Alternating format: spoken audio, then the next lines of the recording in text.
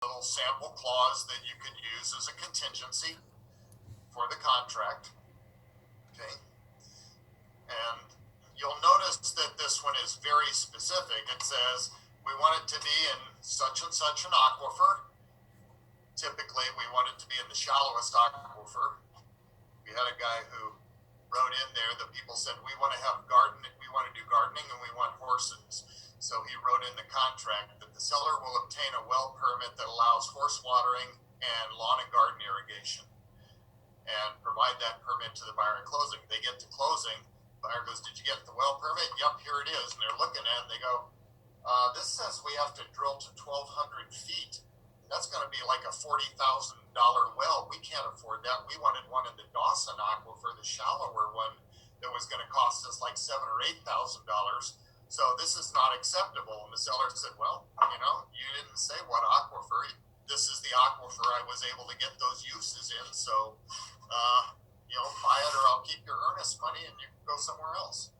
So then we have an earnest money dispute over it. So be specific about what it is you want, which aquifer, what uses, and when that's supposed to be done. And keep in mind your timeline. It's going to take some time to get this done. So if you're going to make it a contingency that's for closing, you're going to have to bump your closing out 60 or 75 days or something like that. And you're going to have the seller get right on making the well permit application for it. Property with a well but no permit, we covered that one already. That's the unregistered well thing. So these are the form numbers, the GWS 12 and 12A forms. And then the water commissioner has his own form that he fills out.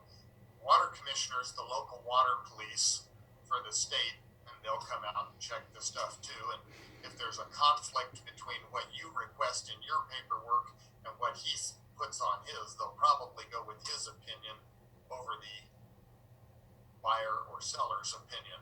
Okay, so it takes some time. Here is a sample well registration clause for a contract. And as with any contract clause information that I put out, I'm not an attorney, I just play one from time to time. This is not legal advice, and you use any of the stuff that I give you at your own risk. So always check with your employing broker to make sure you're comfortable with it. I tweak my contract clauses regularly as I think about things or learn other things to try to make them better. But you want to make sure it's clear who's supposed to do what, by when, and who's paying for it. And when stuff comes in, if it's not acceptable to the buyer needs to have the ability to bail out of the contract. So you have to actually create a contingency down here for the buyer to review the product when it comes out. Same thing with septic inspection stuff. We'll cover that a little bit. Okay. Some cool pictures for you here. You really want a cap on the well. You can see inside this one, on the upper right-hand corner, there's a black rubber seal inside there. That's the sanitary seal to keep critters and junk from going down your well and contaminating it.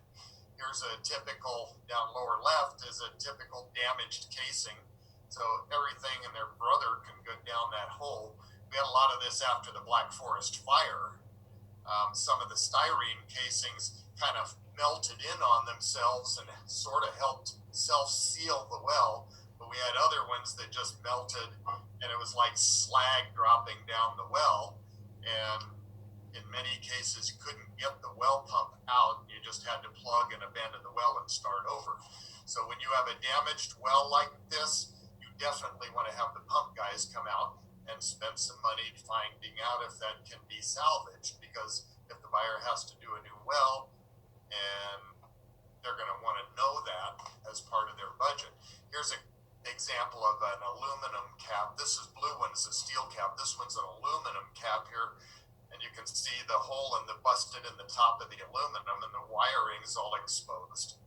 That's dangerous. You have shorts, things like that. We also had a lot of problems after the Black Forest fire with a lot of these aluminum caps melting and becoming slag heaps down the wellbore. So we want to check that stuff when we go out to see the property. If you're the listing broker, you definitely want to make sure you look at it, just like you look critically at the entire property, because sellers, brokers, would you guys agree, typically make recommendations to the seller of here's my wish list for you to do before we put this on the property, on the market, so that the buyer is happy with it when he comes to see it. Because if he sees all this busted up stuff, they're going to go, yeah, I'll either pass or I'm going to deduct a lot of money from my offer. Okay. All right. I think we can get through propane fairly quickly, and then we'll take our break.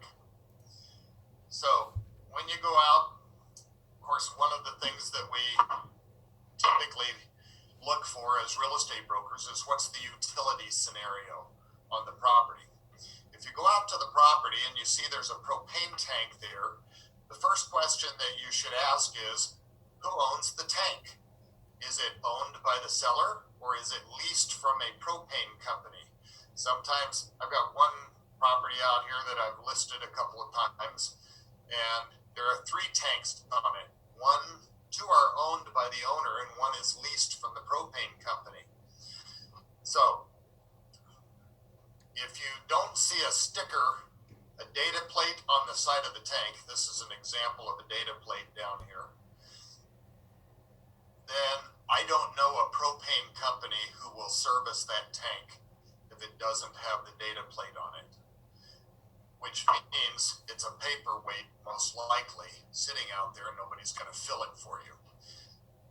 Unless you like spare tanks lying around, maybe the buyer would want to request the seller to get rid of that tank, even if they cut it open and take it to the scrapyard.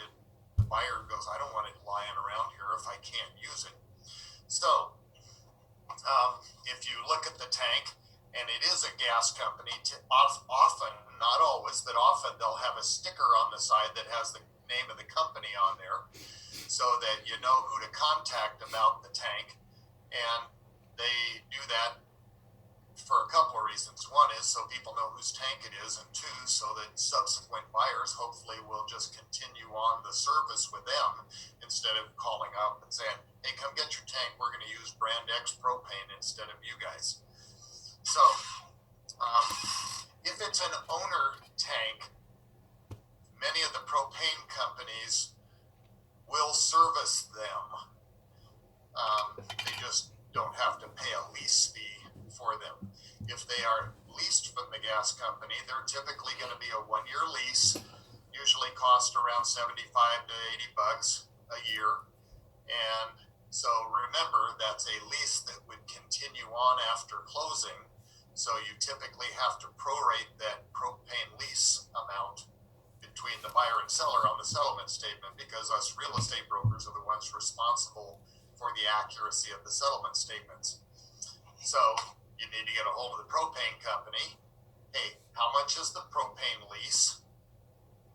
What's the anniversary date of it? Because I'll give that information to my closer at the title company, so he or she can prorate the amount between the parties and make sure it gets on as a line item. Okay. So how much do they use? I don't know.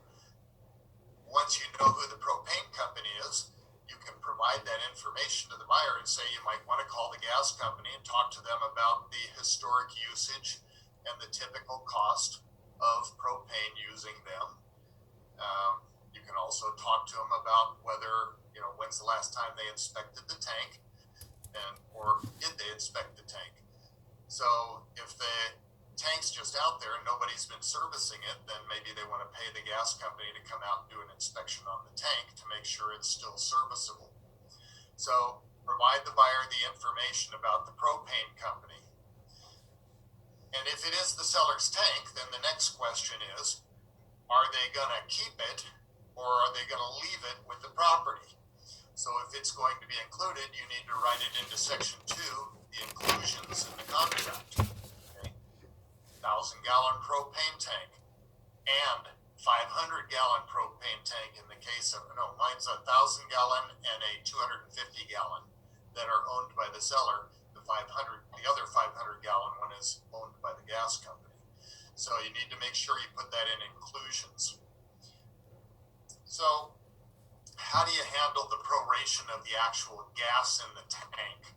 This is one that sometimes creates problems, because if you forget about this and people get to closing and the seller goes, well, you know, there's 300 gallons of propane still in that tank and I've paid for that, so you're going to have to buy that gas from me. Oops.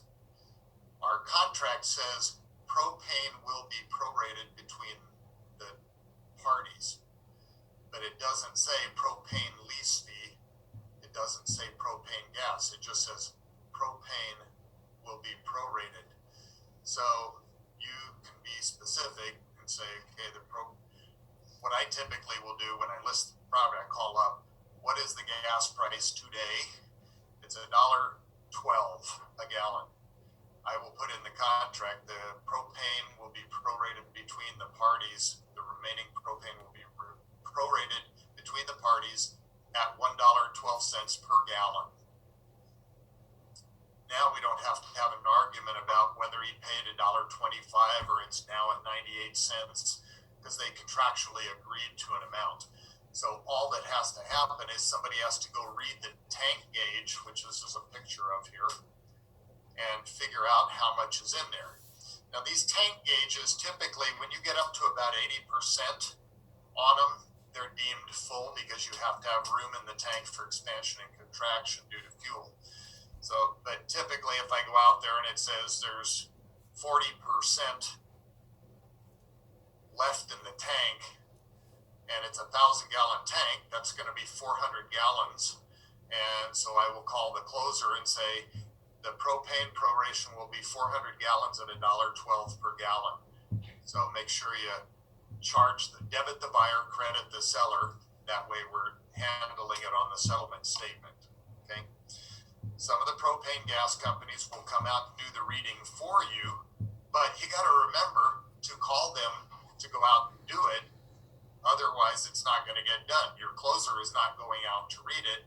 And if they haven't been informed by the broker who to contact, or if you didn't mention anything in the contract about there being propane, they won't even know to ask if there's propane. They're not going to ask you. They're going to assume that you're going to tell them what needs to be prorated, preferably by putting it into the contract. Okay? So, here's your credit calculation. Okay, if the tank rents for $75 a year and the seller paid the full thing, it'd be 21 cents a day. If it's a 365-day year, you take the rental divided by 365 equals that per day, and then you figure out how many days there are between the anniversary date and closing, and that's your division between the buyer and seller. One last thing. Who owns the gas in the tank?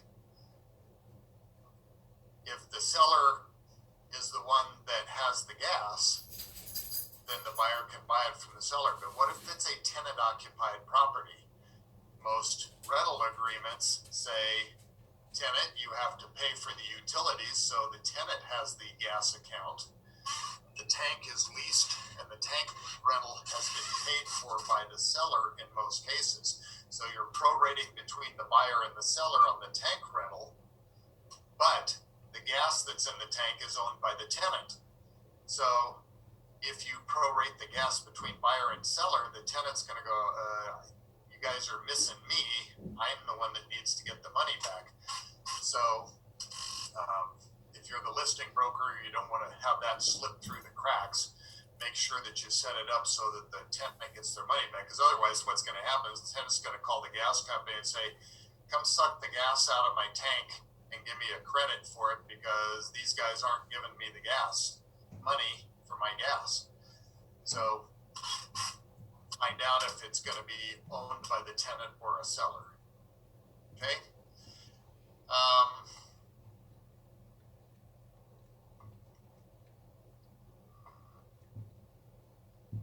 And there's a little flow chart in your handout for propane basics, and you can kind of follow through the flow chart. And I kind of put this together so you'd have it as reference material for later on. So feel free to peruse it at your leisure. Okay. And now we're going to take a 10-minute break. I would ask you to please keep it to 10